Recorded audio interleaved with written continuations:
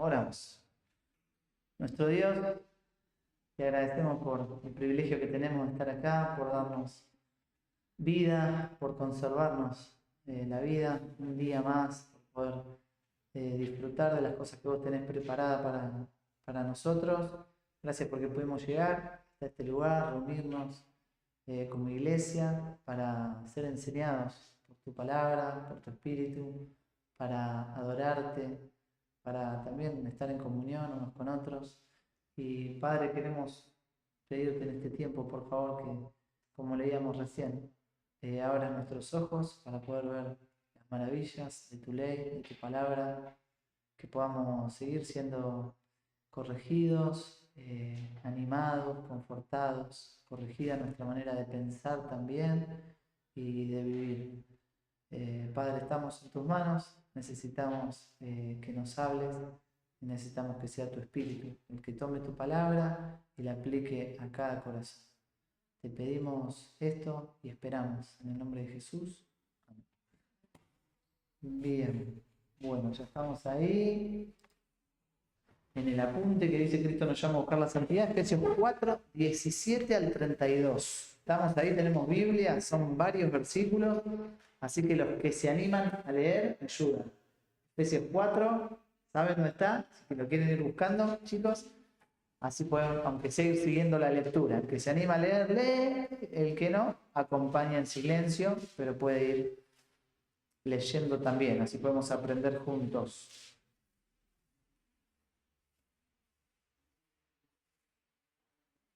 Los espero, así nos dejamos colgados.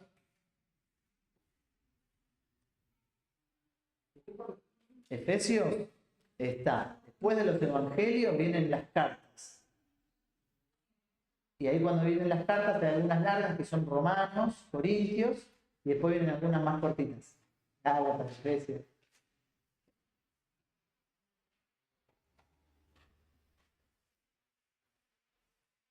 Y mientras, ahí lo van buscando, que tranqui, no hay problema.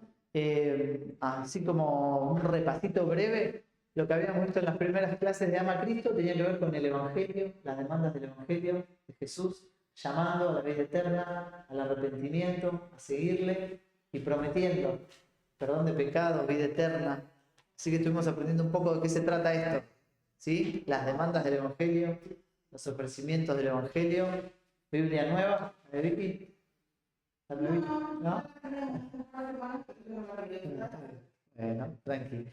Y esta segunda parte, conoce a Cristo, la idea es que podamos ver un poco de qué se trata esta vida eterna. No es solamente la salvación futura, eterna, sino es una vida. Juan 17 dice, esta es la vida eterna, que te conozcan a ti, el único Dios verdadero, que es Jesucristo, a quien has enviado. Entonces la vida eterna es esto, es el conocimiento de Dios por medio de Jesucristo, y eso va a traer un cambio en la manera de vivir, en la manera de andar. Entonces lo que íbamos viendo es todas estas cosas a las que Cristo llama. ¿Y de qué se trata la vida eterna? Era un llamado a conocerle, es un llamado a crecer, y ahora lo que dice es un llamado a la santidad. De esto se trata la vida eterna a la que Cristo nos llama. Así que vamos a leer el pasaje de hoy, Efesios 4, 17 al 32, y aprender un poquito acerca de esto. ¿Vale? Yo leo el primero y si se animan vamos leyendo un versículo cada uno, los que quieran leer sin obligación. Dice así, Efesios 4, 17. Esto pues digo y requiero en el Señor, que ya no andéis como los otros gentiles, que andan en la vanidad de su mente. Un entretenimiento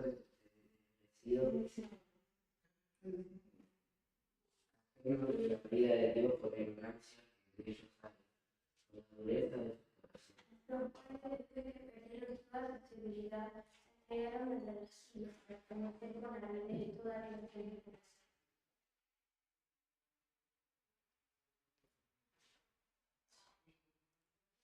El 20, dale.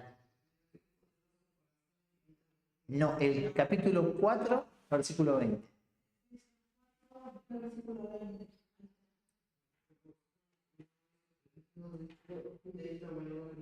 Bien.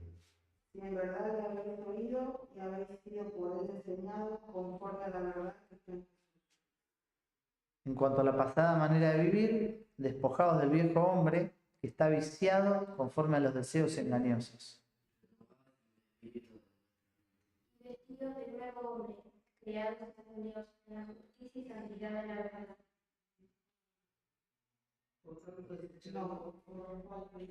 No, pero por ahí tiene otra versión, me parece, ¿eh? Dale, dale nomás.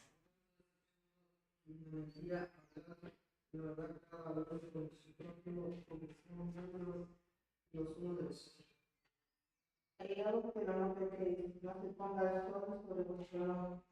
Ni deis lugar al diablo. Que buscaba no guste, si no trabaja, sino con su mano lo que es bueno, para que tengan que compartir con el que padece necesidad. Una palabra corregida salga de vuestra boca, sino la que sea buena para la necesaria edificación, a fin de dar gracias a los oyentes. Y no contristéis al Espíritu Santo de Dios, con el cual fuisteis sellados para el día de la redención. ¿Qué es eso? ¿Leo yo? Quítense de vosotros toda amargura, enojo, ira, gritería y maledicencia y toda malicia. Y termino. Antes sed benignos unos con otros, misericordiosos, perdonándoos unos a otros, como Dios también os perdonó a vosotros en Cristo. Bien, gracias. La idea, chicos, del pasaje por ahí pareció largo y uno no llegó a entender bien cuál es el tema. Miren, la carta que le escribe Pablo a los Efesios tiene 6 capítulos. Lo bueno es que se puede dividir de manera muy fácil. Los primeros 3 capítulos hablan acerca de nuestra posición en Cristo y son más teológicos, más doctrinales. Hablan de la posición del creyente en Cristo, en los lugares celestiales. Y los segundos 3 capítulos son mucho más prácticos y hablan de cómo esta posición que tenemos en Cristo se va a manifestar de manera práctica. Una era la posición en Cristo y el otro la práctica en Cristo, ¿sí? ¿De qué se trata la vida? Por eso una palabra que se va a repetir mucho estos 3 capítulos es andar. No es estar en Cristo, sino es nuestro andar en Cristo. ¿Cómo se ve la salvación en la vida? ¿De qué manera se manifiesta? Por eso si miran cómo empieza el capítulo 4, dice así Pablo: yo pues preso en el Señor, les ruego que anden como es digno de la vocación con que fueron llamados. Y esto ya nos muestra de qué se trata esta sección que abre el capítulo 4. Un andar de acuerdo a la posición que tenemos en Cristo. El creyente debe vivir de acuerdo a su identidad. Si es una nueva criatura, esto se va a manifestar en la manera en que vive. Como veíamos en las primeras clases, una fe verdadera se va a manifestar en obras. No fuimos salvos por obras, pero sí para buenas obras que Dios preparó de antemano para que andemos en ellas. Y estos 3 capítulos hablan de eso, de cómo van a ser esas obras, cómo se va a manifestar esa vida. Si somos salvos, de qué manera se va a evidenciar en nuestro día a día, en nuestro diario vivir. Y este pasaje que leíamos, lo que arranca diciendo es: esto pues digo y requiero en el Señor. Les está como insistiendo, se los digo y se los repito, esto es importante. Les dice que ya no anden como los otros gentiles que andan en la vanidad de su mente. Y fíjate que el puntito 1 en el apunte dice: el llamado a la santidad requiere que el creyente acepte su distinción. ¿Qué quiere decir esto? Su diferencia con el mundo. Ya no es como los demás, ya no es como era antes. Si uno llegó a la salvación, a la fe, dice: bueno, ya no sos lo que eras antes. Entonces ya no tenés que vivir de la misma manera que vivías antes. Mirá, ahí en Efesios, si mirás conmigo, a partir del versículo 11, empieza Pablo a hablar un montón de cosas que pasaban en otro tiempo. Fíjate ahí, Efesios 2:11 dice: por tanto, acordaos que en otro tiempo, vosotros los gentiles en cuanto a la carne, erais llamados sin circuncisión. Está diciendo, en otro tiempo eran esto. Y fíjate el versículo 19, 2:19. Dice: así que ya no sois extranjeros ni advenedizos, sino conciudadanos de los santos y miembros de la familia de Dios. Mira, no me voy a meter en todos los detalles, pero lo que quiero que entiendas es esto. Dice: en otro tiempo eran eso, pero ya no son eso. Ahora son otra cosa. Porque la salvación trae eso, un cambio a la vida, en el que ya no sos lo que eras, ahora sos distinto. Entonces ahora en el capítulo 4, fíjate, empezaba en el versículo 1 que decían, el versículo 1 del capítulo 4, decíamos que arranca diciendo, yo les ruego que anden como es digno de la vocación con que fueron llamados. Y en este versículo 17 les dice, ya no anden como los otros gentiles. Vos fíjate que es lo mismo que dijo antes. Antes eras eso, ahora ya no sos eso. Antes andabas así, ahora ya no andes de esa manera. Ahora, ¿de qué manera andan? Fíjate, ¿de qué manera anda el mundo? ¿De qué manera anda uno sin Cristo? Dice, ya no andéis como los otros gentiles, y ahí podríamos poner 2 puntos. ¿Cómo andan los otros gentiles? Los otros gentiles son los que no conocen a Dios. Dice que andan, y fíjate las cosas que enumera. En la vanidad de su mente, tienen el entendimiento entenebrecido, están ajenos de la vida de Dios por la ignorancia que en ellos hay, por la dureza de su corazón, y dice que después que perdieron toda sensibilidad, se entregaron a la lascivia para cometer con avidez toda clase de impureza. Vos fíjate cómo va enumerando todas estas características de cuál es la condición del mundo hoy. No solamente del mundo de su época, sino del mundo hoy. Ahora, yo lo quiero traer mucho más cercano, chicos, porque pienso que ustedes están escuchando el entendimiento entenebrecido y dicen, ¿de qué está hablando esto, no?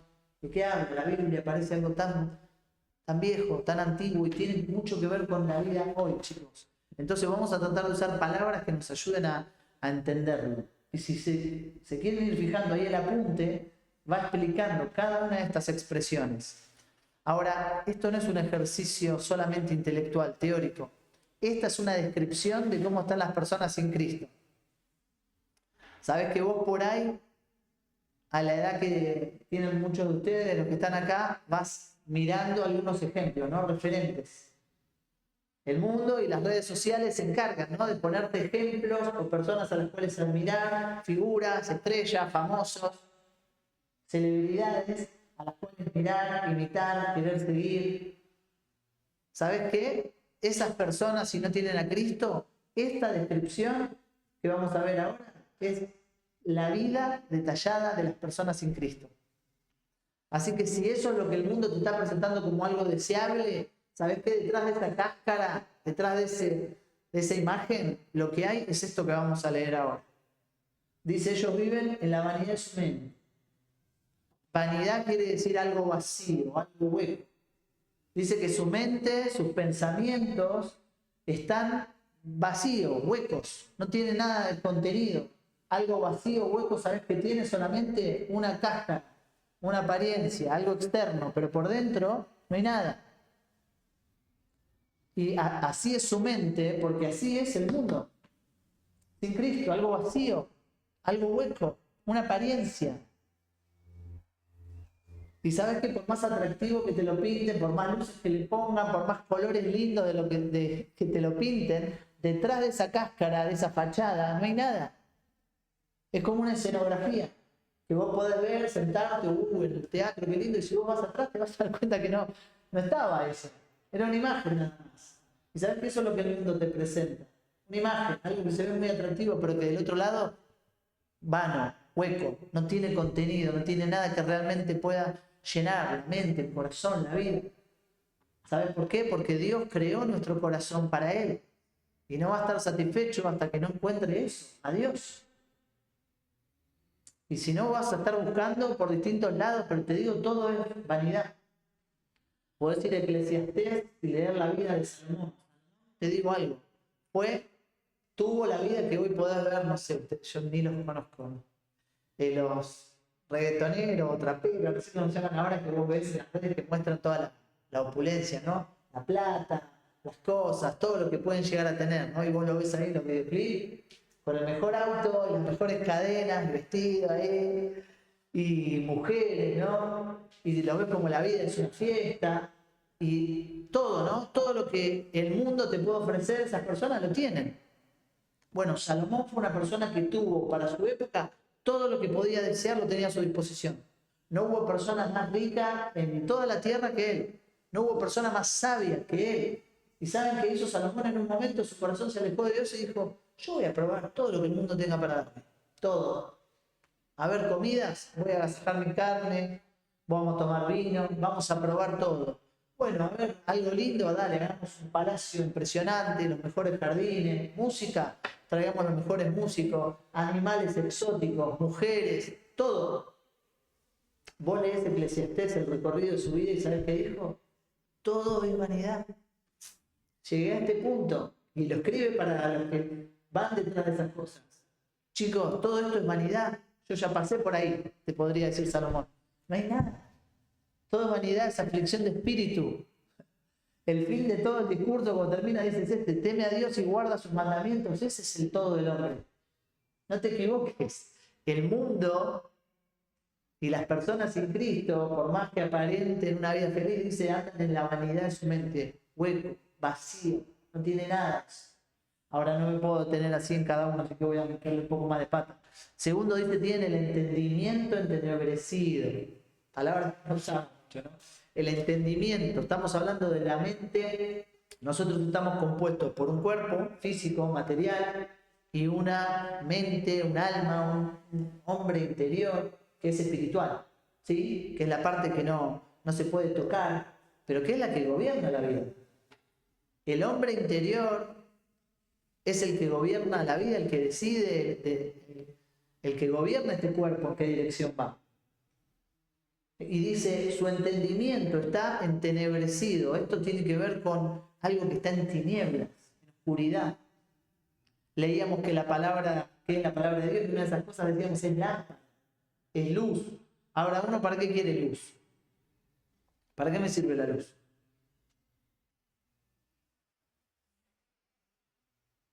¿Para qué nos sirve la luz? Dale. Para ver. Perfecto. Para ver. Si yo estoy en oscuridad no puedo ver. Por eso dice que la escritura es como una lámpara que alumbra ¿qué cosa? El camino. No sé si ya tuviste la ruta de noche, cuando no hay luz, o si no está bien delimitada. Estás siempre con esa incertidumbre de decir si me salgo del camino, si me la pego con algo. Y dice, este mundo está así, en oscuridad, no saben en qué tropiezan. Y la palabra de Dios es luz, que viene a alumbrar el camino. Dice, bueno, los que están sin Cristo tienen el entendimiento entenebrecido, no ven, no saben cuál es el camino. Por eso tropiezan, por eso se la dan contra la pared tantas veces. Por eso lo bueno es poder guiarnos por la Escritura y no tener que por experiencia aprender de los errores, de los golpes. Y así está el mundo, y así está uno sin Cristo, con el entendimiento entenebrecido, en oscuridad. 2 Corintios dice que es el Dios de este siglo el que cegó el entendimiento de los incrédulos. El que les puso una venda en los ojos para que no entiendan. Y dice, ¿sabes para qué lo hizo? Para que no les resplandezca la luz del Evangelio. Vos fíjate este contraste entre luz y oscuridad, ¿no? Dice, el Evangelio viene a traer la luz, que la podemos ver, que dice la gloria de Dios en la persona de Jesucristo. Dice, el Dios de este siglo, el diablo, lo que quiere es taparte los ojos para que no veas esa luz. Quiere mantenerte ciego en la oscuridad. Si vos por ahí pensás que al contrario, ¿no? Que la iglesia es la que quiere venir a atarte, a exponerte, a prohibirte cosas. Todo lo contrario, Cristo vino y promete libertad. Dice, el que conociere al Hijo, el que permaneciera en sus palabras, y el Hijo libertad, seréis verdaderamente libres. Pero el enemigo lo que quiere es mantenerte en esclavitud, taparte los ojos, que no veas cuál es el verdadero camino, que sigas con tu entendimiento entenebrecido por un camino de destrucción, que el fin de ese camino es muerte.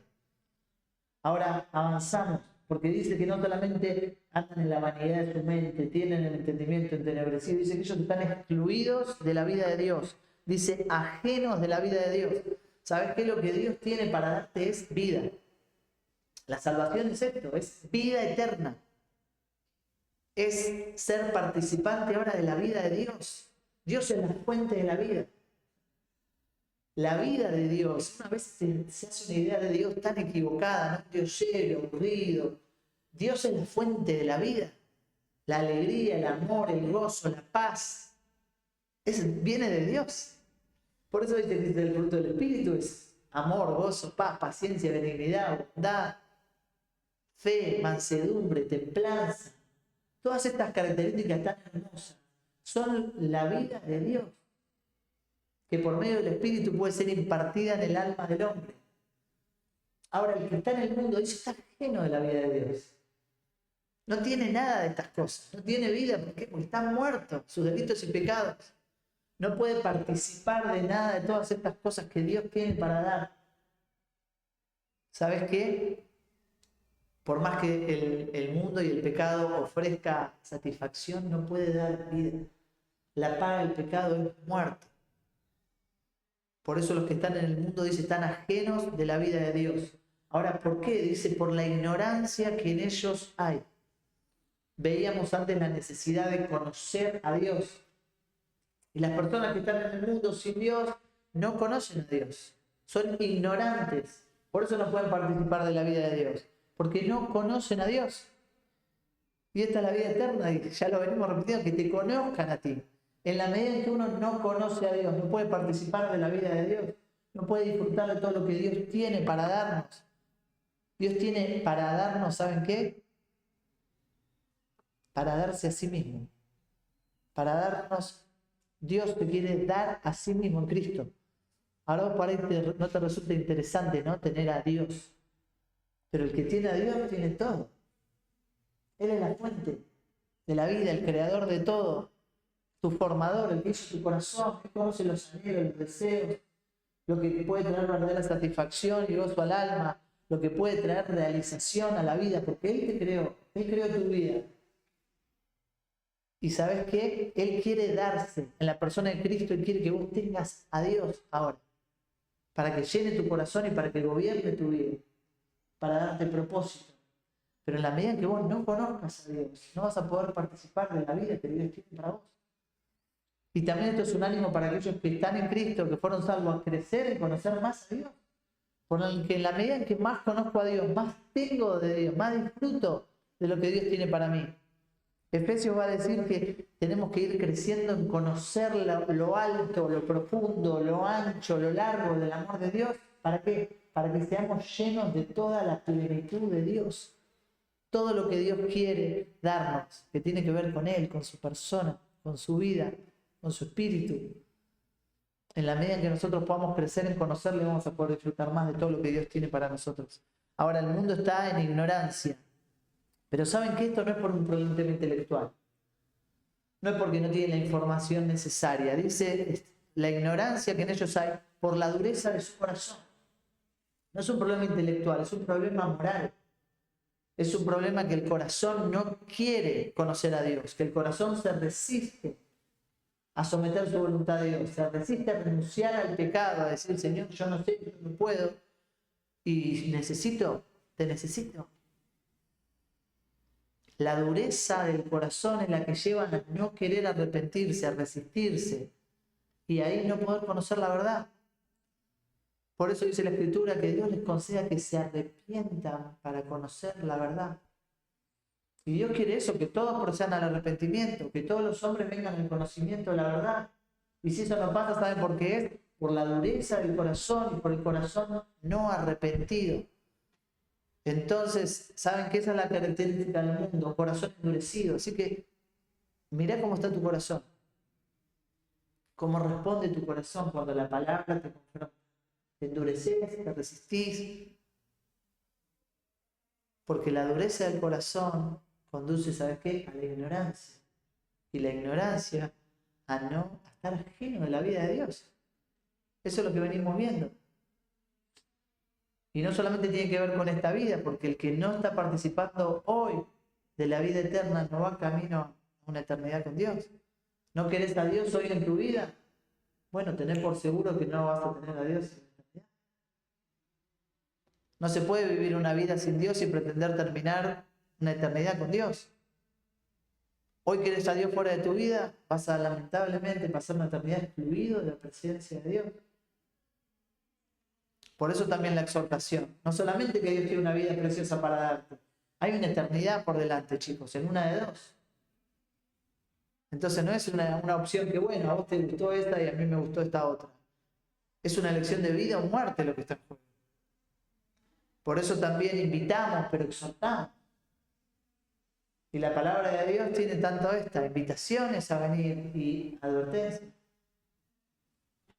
Avanzamos, dice que por la dureza de su corazón, este corazón duro, resentido, llega a un punto de insensibilidad. Fíjate que dice versículo 19, después que perdieron toda sensibilidad, se entregaron a la lascivia para cometer con avidez toda clase de impureza. Y te dije que son palabras que uno no usa, ¿no? Y yo busqué otras versiones para que podamos entender un poco más lo que está diciendo este versículo 19. Porque es la característica del mundo hoy. ¿Se me salió? Porque la palabra como lascivia, avidez, no son palabras que usemos mucho. Escucha cómo lo dicen otras versiones. Dice que el mundo, las personas sin Cristo han perdido la vergüenza. Viven para los placeres sensuales y practican con gusto toda clase de impureza. ¿Ves cómo te digo que tiene tanto que ver con el mundo hoy? Perdió la vergüenza, vive para los placeres y practican con gusto toda clase de impureza. Dice, llegaron a ser insensibles, se entregaron a la sensualidad, se han endurecido, se han entregado al vicio, cometen sin freno toda clase de cosas impuras, han perdido la vergüenza, se han entregado a la inmoralidad, no se sacian de cometer toda clase de actos indecentes. Han perdido la vergüenza, se han dedicado a la inmoralidad y se entregan cada vez más a cometer toda clase de perversiones. ¿Saben qué, chicos? Así está el mundo sin Cristo. Y el llamado al creyente a la santidad es a primero aceptar su distinción. Ya no somos como el mundo si estamos en Cristo y ya no tenemos que vivir de acuerdo al mundo. Ahora me detuve un montonazo en este punto, pero porque me parece importante hacer esta pregunta. ¿Qué está amando tu corazón? ¿Ama el mundo? Porque podés venir y sentarte acá en la iglesia, pero que tu corazón esté deseando vivir la vida que estás viendo en las redes sociales. O desear vivir la vida que ves en el barrio. O con tus compañeros. La vida de alguien que no conoce a Dios. Poder entregarse al pecado sin restricciones. Sin nadie que me esté marcando, sin nadie que me esté diciendo nada. Pero ¿sabes qué dice la Escritura? Si alguno ama al mundo, el amor del Padre no está en él. Entonces pregúntate, ¿qué es lo que amás? ¿Qué es lo que deseas? Si no tuvieras a nadie ahí mirándote, diciéndote, ¿detrás de qué cosas irías? Porque sabes que esa es la verdadera condición de tu corazón. ¿Cuál es su pensamiento en su corazón? Tal es él, dice la palabra. Así que para confrontar si estamos aceptando o no nuestra distinción. ¿Querés ser como el mundo o aceptás ya no ser como el mundo? Porque el que ama el mundo, el amor del Padre no está en él. Y ahora vamos a ir a los siguientes puntos, voy a hacer más rapidito. El segundo punto dice, el llamado a la santidad requiere que el creyente avance en su transformación. Porque ¿sabes qué? Esa es una radiografía de cómo está el mundo, esa es una radiografía de cómo era nuestra vida sin Cristo, pero mucho de eso sigue afectando aún a los creyentes. ¿Por qué? Fíjate, versículos 22 al 24 dice, en cuanto a la pasada manera de vivir, despójense del viejo hombre que está viciado conforme a los deseos engañosos y renuévense en el espíritu de su mente y vístanse del nuevo hombre creado según Dios en la justicia y santidad de la verdad. Mira, si prestaste atención ahí habla de dos hombres, el viejo hombre y el nuevo hombre. Y por eso te digo que esta vida que caracteriza a los del mundo todavía sigue teniendo una influencia en la vida del creyente. ¿Por qué? Porque en el creyente ahora hay dos hombres en el Hijo de Dios. Decimos hombre, pero es genérico, hombre y mujer. Está el viejo hombre y el nuevo hombre. Todavía en nosotros hay estas dos naturalezas. El que no tiene a Cristo está muerto, sus delitos y pecados. Pero el que hoy está en Cristo todavía tiene este resto de pecado que es el viejo hombre y dice acá que está viciado conforme a los deseos engañosos. ¿Sabes qué pasa? Aunque ahora tenemos en nuestro corazón este deseo de conocer a Dios, de seguir a Dios, de aprender de su palabra, de vivir una vida santa, también tenemos esta lucha en nuestro corazón de los deseos pecaminosos. de que el pecado todavía sigue resultando atractivo. Sigue habiendo una parte en nosotros que es este viejo hombre que quiere irse detrás del pecado. Y por eso el llamado a la santidad es un llamado a una lucha activa para poder avanzar en esta transformación. Y por ahí decir, ¿por qué sigo luchando todavía con mi pecado? ¿No soy salvo? Si soy un hijo de Dios, ¿no es que todas las cosas fueron hechas nuevas, las cosas viejas pasaron? ¿Por qué todavía me sigo enojando? ¿Por qué todavía sigo siendo atraído hacia ese pecado que sé que está mal? Por esto, porque hay un viejo hombre que dice está viciado conforme a los deseos engañosos. ¿Sabés qué quiere decir? Está viciado, es una palabra que creo que sí, la usan, ¿no? Todavía. Está viciado este viejo hombre. ¿Y sabés cómo? ¿De acuerdo a qué cosas? Es que está viciado, dice, a los deseos engañosos. Te hablaba del mundo, ¿no? Y cómo te pone tantas cosas para atraerte. Y la palabra habla de la tentación de esta manera. El enemigo usa este sistema que es el mundo para poner cosas delante tuyo, ¿sabes qué? Como carnadas. Al que le gusta la pesca o fuimos a pescar, una carnada. Algo que te resulta atractivo para ir ahí y engancharte. Ahora, el viejo hombre sigue siendo atraído por esas cosas, por el pecado, porque se ve atractivo, ¿no? El pecado promete placer, promete un disfrute. Algo que si yo hago eso voy a recibir esto a cambio. Pero dice que esos deseos por el pecado son deseos engañosos. ¿Sabes qué? El pecado te promete algo, como te decía antes, que no es verdad, que no te va a dar, que es un engaño. Por eso esos deseos son engañosos. Si estás en Cristo y cediste a la tentación, seguramente descubriste eso, que después no obtuviste aquello que pensaste que ibas a tener. Que aflojaste y dijiste, bueno, agarro, y después lo que recibiste a cambio te produjo, ¿sabes qué? La muerte. Porque si el pecado sigue resultándote placentero y no te genera ninguna carga, ningún malestar, ningún dolor, quizás es porque no naciste de nuevo y estás muerto, delitos y pecados. Pero si naciste de nuevo, sabes que este viejo hombre va a seguir teniendo esos deseos, pero después te vas a dar cuenta de la mentira del pecado. Te vas a dar cuenta que eso es un engaño. Y a ver cómo se produce esta, ¿no? ¿Qué tengo que hacer entonces? Acá dice, tenemos este viejo hombre, pero lo que tenemos que hacer es, y dice 3 cosas. Despojarnos del viejo hombre, renovarnos en el espíritu de la mente y vestirnos del nuevo hombre. Mirá, lo vamos a hacer bien sencillo. Esto es como lo que hacemos todos los días, o deberíamos hacer todos los días cuando nos vamos a bañar. ¿Vos qué haces? Te sacás la ropa, imagínate, la pongo más, para hacerlo algo más seguro. Cuando jugás al fútbol, volvés al fútbol, Estefan, y estamos todos, hablo mal y pronto, delante acá de las mujeres, estamos todos chivados, ¿no? Entonces, ¿qué tenemos que hacer? Sacarte la ropa sucia, ponerla a lavar, porque si la guardás en una bolsa, al otro día te que tirar. Ponerla a lavar, bañarte y ponerte ropa limpia, ¿no? Porque si no, un olor apestoso. Bueno, así es como se produce la limpieza de la vida, la santidad. Tenemos que despojarnos, sacarnos la ropa sucia, limpiarnos y ahora poner una ropa limpia. Dice, eso es lo que tenemos que hacer con el viejo hombre, como una ropa sucia, sacárnosla, tirar. Limpiarnos, dice, renovarnos en el espíritu de la mente. Y ahora que vestirnos del nuevo hombre. Ahora, dice que este nuevo hombre fue creado según Dios en la justicia y santidad de la verdad. ¿Sabes qué?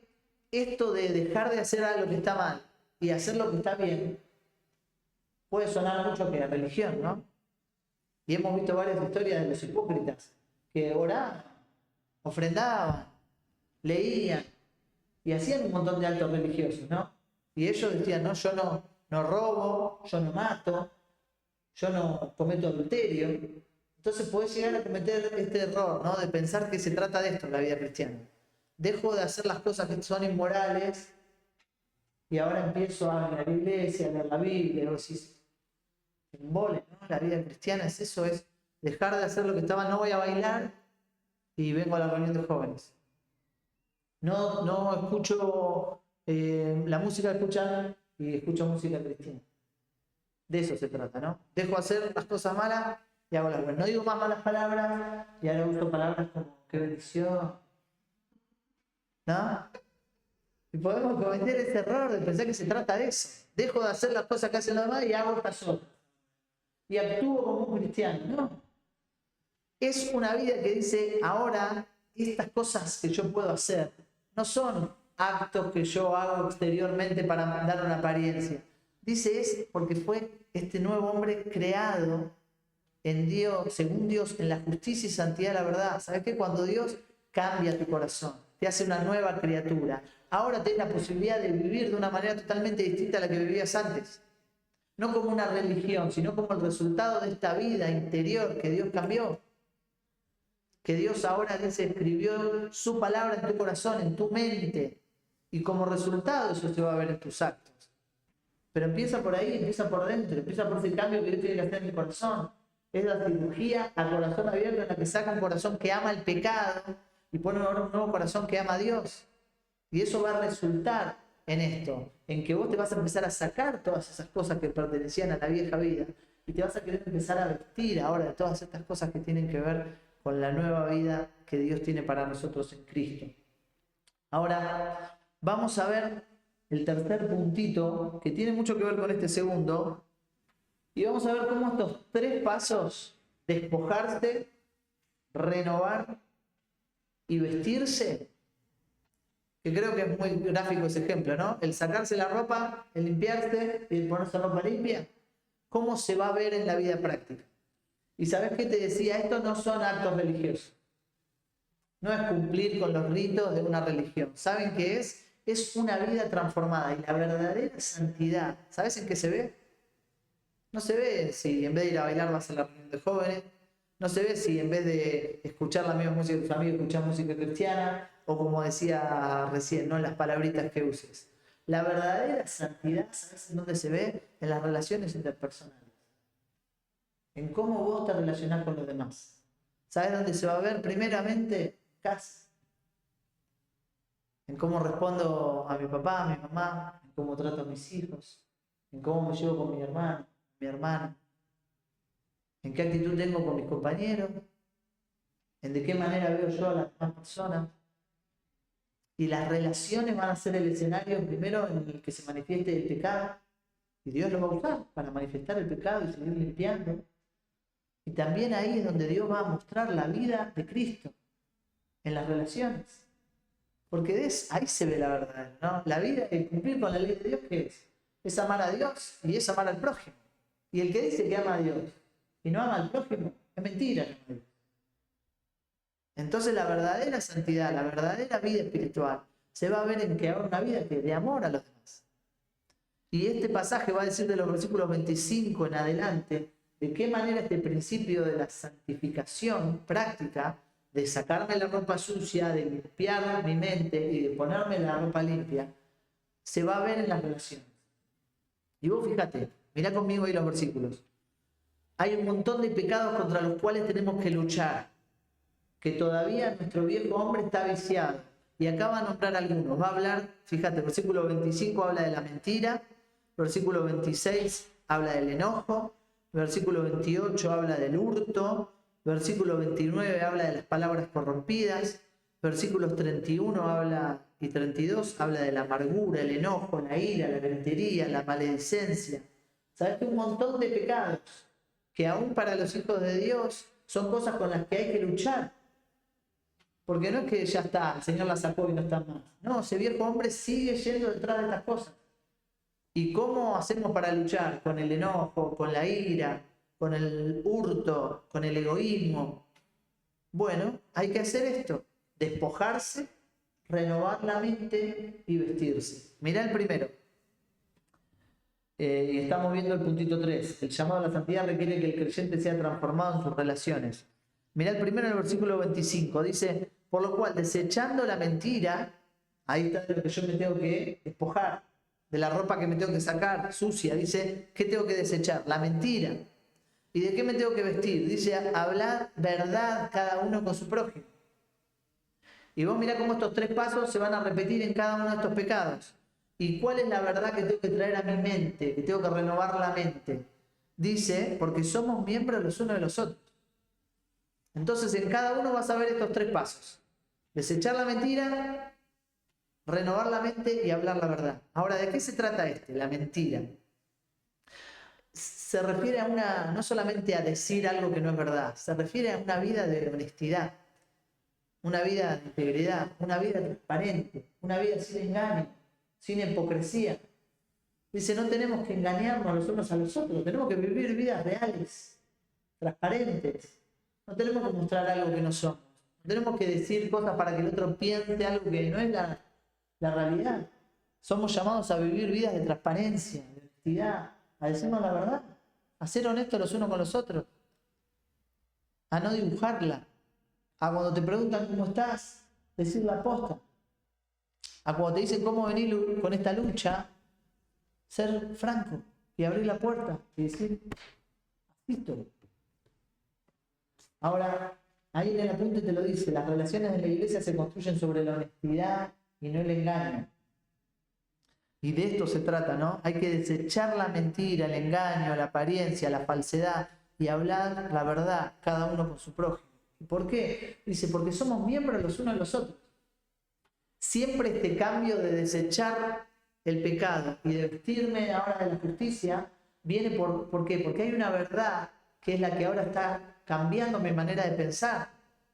Y esa manera de pensar, que es la que está gobernando ahí la mente, es la que no me va a llevar ahora a seguir andando en el pecado, sino ahora a andar en santidad.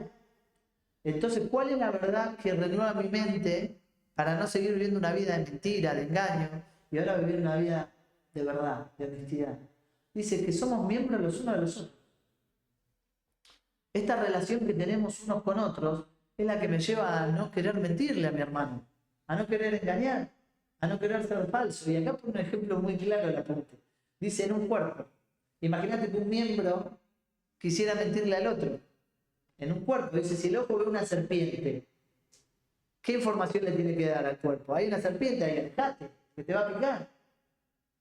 Sería una tontería que el ojo le mienta al cuerpo y no le diga que hay algo ahí que lo va a perjudicar. Y de esta manera, ¿qué está trayendo este ejemplo? Que puede parecer tonto. Que en un cuerpo, la iglesia, mentirnos uno al otro te va a perjudicar porque somos un cuerpo. Hay una relación íntima entre uno y otro. No podemos engañarnos y mentirnos sin terminar perjudicándonos unos a otros. Así que la vida y las relaciones se tienen que construir sobre la honestidad y no el engaño. Ahora lo hablamos en la iglesia, pero esto se va a ver en casa. Cuando te preguntan, ¿hiciste? ¿No hiciste esto? ¿Cómo te fue? Y ahí cada uno complete la pregunta, ¿no? Con las preguntas que les sucedan en casa. ¿Y cómo respondes? Quizá decir cierta información, selecciono que no es mentira y doy solo esa para que el otro piense algo que no es la realidad. Eso es mentir. Pero no dije una mentira, pero estás queriendo engañar al otro. Estás queriendo que el otro crea algo que no es lo que pasó. Habla la verdad. Ahora, sigamos. No solo desechar la mentira y hablar verdad.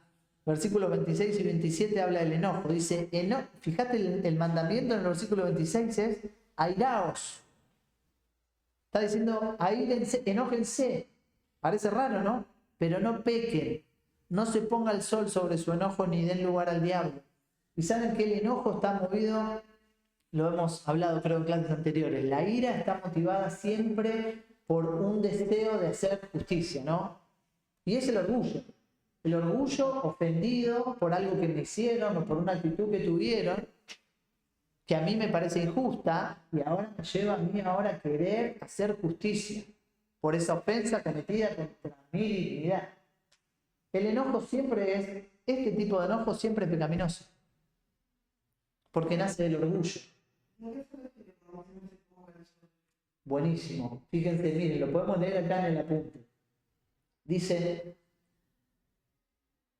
no sé si está en el hojita donde dice el punto B, las relaciones entre la iglesia deben estar construidas sobre la ira santa. ¿Sí? Fíjense, dice, airaos, ahí dice cómo podría traducirse, ¿no? Permitidos enojaros, y dice no pequéis, y ahí dice en esta expresión las reacciones que yo hablaba, ¿no? De las ofensas personales, que eso sería siempre egoísta, orgulloso y pecaminoso. Fíjense que más adelante del versículo 31 dice, quítense vosotros toda amargura, enojo, ira. O sea que el enojo y la ira son pecaminosos, hay que quitarlos. Entonces, ¿qué quiere decir? Mirá, acá dice, lo que está diciendo es que debemos enojarnos por las cosas correctas. ¿Y qué nos puede servir acá de ejemplo? ¿En quién podemos pensar que se enojó, pero lo hizo de una manera santa, sin pecado, por las cosas correctas? Excelente. Excelente. Jesús fue la manifestación en carne de la vida de Dios mismo. Y Jesús se enojó. Y Dios se enoja. Dios tiene una ira justa y santa contra el pecado.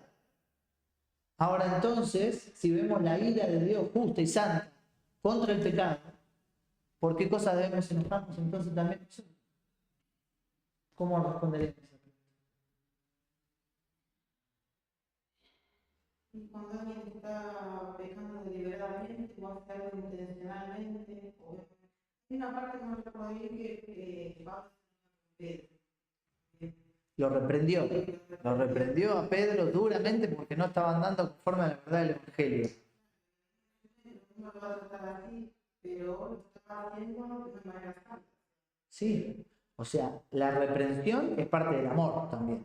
A uno está actuando en amor cuando uno corrige a uno que está yendo en un camino equivocado. Por su bien y por el bien del Evangelio también lo hizo, lo reprendió. Y eso es una manera de mostrar amor. Cuando una mamá corrige a un hijo, lo hace porque ama. La Escritura dice que el padre que detiene el castigo a su hijo aborrece. Entonces, el padre azota a todo aquel que recibe por hijo. Dice, como padre a un hijo a quien quiere, muestra el amor, la reprensión y la corrección. Ahora, el enojo, como estábamos hablando de Jesús, de Dios mismo, Dios se enoja por el pecado. La ira justa y santa es una ira contra el pecado. Entonces, ¿contra qué tenemos que enojarnos nosotros? Contra el pecado. Estamos hablando de que nuestro viejo hombre está viciado conforme a los deseos engañosos, que sigue yendo detrás del pecado, queriendo ir ahí. ¿Con qué tengo que enojarme? Contra el pecado. ¿Contra qué tengo que luchar? Contra el pecado. El llamado a la santidad no es un llamado a la pasividad, es un llamado a luchar airadamente contra el pecado, a dar batalla contra el pecado. Por eso acá dice, debemos tratar con el pecado de una forma paciente, controlada, justa, motivada por el amor, pero debemos siempre tratar con el pecado. Y eso es lo que debe enojarnos. Dice que no se ponga el sol sobre nuestro enojo, como decía Ana. Acá dice, el pecado debe ser confrontado y tratado rápidamente. No debemos ser tolerantes con el pecado. Dejar que se ponga el sol es como, bueno, dejar que pase, no hago nada, ¿no? Soy tolerante, soy indiferente. No, tenemos que tomar una acción deliberada, radical, de luchar contra el pecado, de airarme y de enojarme, pero no contra la persona, sí contra el pecado. Y el primer pecado contra el que tengo que tratar es contra el de mi corazón. Y una vez que yo traté con el pecado de mi corazón, y una vez que quité la viga de mi propio ojo, ahí voy a ver bien para poder quitar la paja del ojo del otro, y poder corregir, y poder reprender en amor. Y no con una mala motivación, sino con una motivación de amor buscando el bien del otro. Entonces, el enojo santo, un enojo contra el pecado, que me va a ayudar en la lucha contra el pecado, ¿sí? No en una lucha contra el otro, sino en una lucha para vencer el pecado y poder ganar al otro. Por eso dice, si vos ves que tu hermano peca, andá y habla con él y si te lleve que has ganado a tu hermano. La confrontación verdadera, espiritual, sincera, motivada por el amor es la que está buscando ganar al hermano, no ganarle al hermano, no ganarle una discusión, no mostrarle que estaba equivocado, no decir, viste, yo tenía razón, no. Es la que se enoja con el pecado y ama a la persona y quiere que dejar el pecado afuera y ganar al otro. Entonces el enojo tiene que estar motivado siempre contra el pecado y no contra las personas. Ahora, avanzamos, estas relaciones, unas relaciones en las que desechamos la mentira, desechamos el enojo, pero sí nos airamos con el pecado. Y fíjate el versículo 28, también de qué cosas hay que despojarse y de qué hay que vestirse. Dice, el que hurtaba, no hurte más, Eso es lo que tengo que vestirme. ¿Y de qué me tengo que vestir? Dice, si no trabaje haciendo con sus manos lo que es bueno. ¿Y cuál es la verdad que tiene que gobernar mi mente para que yo deje de robar y empiece a trabajar? Dice, para que tenga que compartir con el que padece necesidad. Vos fíjate cómo la santidad obra un cambio tan grande en una persona que puede pasar de hurtar, de estar dispuesto a sacarle al otro para tener yo, ahora a trabajar con mis manos. En vez de robar, uso mis manos para lo bueno, para trabajar. Pero ¿sabes cuál es el fin? Antes yo le sacaba al otro para tener yo. Ahora trabajo con mis manos. Pero no dice, bueno, ahora trabajo para tener yo. Trabajo para compartir con el que tiene necesidad. Por eso esto puede ser obrado solamente en este nuevo hombre que fue creado según Dios en la justicia y santidad de la verdad. Cuando Dios cambia la vida, cambia la mente. Yo tengo que renovarme ahora la mente, ¿cómo? Por medio de la palabra, que va renovando mi entendimiento para que no se conforme al de este mundo, para no pensar como piensa el mundo. La palabra va transformando mi manera de pensar. Y ahora digo, yo tengo que trabajar, no le tengo que sacar al otro, le tengo que esperar que el otro me dé de manera egoísta, que el otro labure, y que me dé a mí y yo recibo pasivamente. No, yo trabajo, me esfuerzo, con mis manos hago lo que es bueno, pero no solo para tener lo mío sin sacarle al otro, para compartir con el otro. ¿Ves que es una vida totalmente transformada, dada vuelta por el Evangelio? Y esto se va a ver no en una vida egoísta, sino en una vida generosa, que no busca sacarle al otro ni recibir del otro, sino que busca esforzarse para hacer lo bueno y poder dar y compartir con el que padece necesidad. Y así se ve también la vida de santidad. Unas relaciones completamente transformadas. Una relación que antes era egoísta y ahora es generosa. Pero avanzamos porque ya el tiempo está. Fíjate, el versículo 29 dice, ninguna palabra corrompida salga de tu boca. Eso es lo que yo me tengo que desvestir, lo que me tengo que despojar, lo que tengo que tirar. Ninguna palabra sucia, corrupta, tiene que salir de mi boca. ¿De qué me tengo que vestir? De la que sea buena para la necesaria edificación, a fin de dar gracia a los oyentes. Y vos fíjate, con mis manos que antes hacía lo malo, ahora tengo que hacer lo bueno para compartir con el que tiene necesidad. Con mi boca que antes hablaba lo malo, ahora tengo que hablar lo bueno. ¿Para qué? Para hacerle bien al que está escuchando. Y esto es algo tan básico que, le digo, son los mismos principios que uno usa en la crianza de los hijos. Y le dice el hermano, le saca algo y le pega, ¿no? No uses tu mano para hacer lo malo. Usa tu mano para lo bueno, para ayudar, para trabajar. No, lo digo, basta por mis hijos. Y bueno, debe pasar en todas las familias también. Tu boca, usás tu boca para lo malo y contestás mal o gritás o decís palabras feas. Mi nene dicen así, malo, ¿verdad? Malo, feo, tonto. No uses tu boca para ninguna palabra corrompida, sino que la que sea. Dios te dio la boca para hablar palabras buenas, ¿para qué? Dice, para dar gracia a los oyentes, para hacerle bien al otro. Tu boca, tu lengua puede ser una fuente que Dios utilice para dar gracia a los que te oyen, para hacerle bien a los demás. Por eso dice Santiago, de una misma boca no puede salir bendición y maldición. No podemos bendecir a Dios y maldecir a los hombres.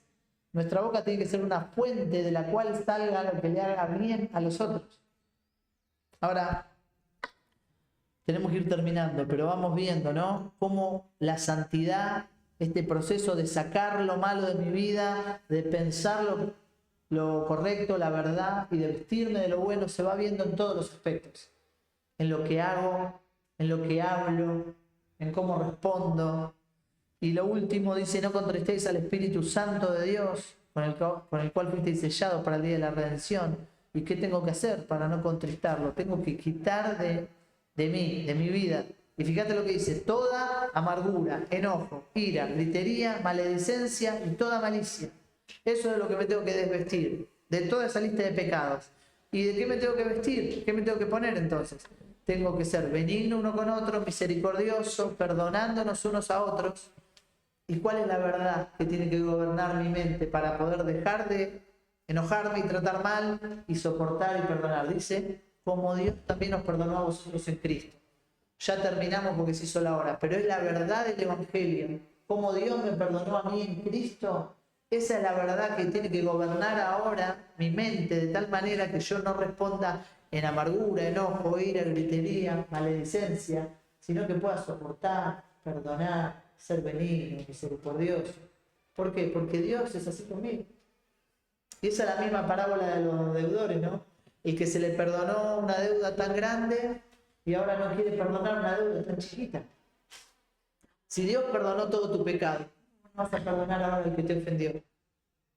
Si Dios trata con tu pecado con tanta paciencia, misericordia, amor, ¿cómo vas a ser tan impaciente y irritable con el otro? Y esa verdad de cómo Dios trata con nosotros en Cristo, la verdad del Evangelio, tiene que renovar nuestra mente de tal manera que se vean nuestras relaciones más cercanas. Y saben que la vida de santidad se va a reflejar en esto, en una diferencia con el mundo, en una lucha activa por despojarme del viejo hombre, por renovar mi mente, por vestirme de este nuevo hombre. Y eso se va a reflejar, ¿saben qué? En todas las relaciones, empezando por las más cercanas y hasta todas, ¿no? La casa, la iglesia, la escuela, el trabajo y el mundo. Una vida transformada por el Evangelio. Esto nos llama a Cristo. Nos llama a la santidad. Oramos. Padre, te agradecemos por tu palabra, porque ella es perfecta, es viva, es eficaz. Señor, no es algo antiguo, que no tiene repercusión en la actualidad, está vigente, porque vos sos un Dios eterno, que aun cuando nosotros pasemos, vos vas a permanecer. Así que podamos hacer bien en atender tu voz, en escuchar, en dejarnos ser enseñados por tu palabra. Ayúdanos a dejar de lado el orgullo, a silenciar la voz de la propia sabiduría, que no nos deja escuchar tu voz y aprender y ser enseñados.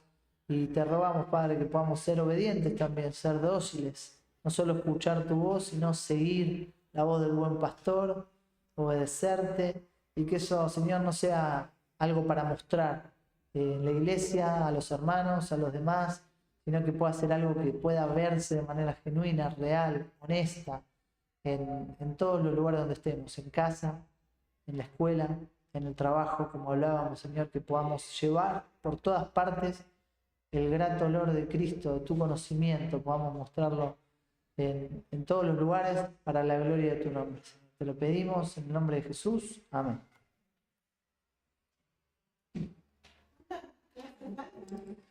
Esta fue la 7, así que faltan 3.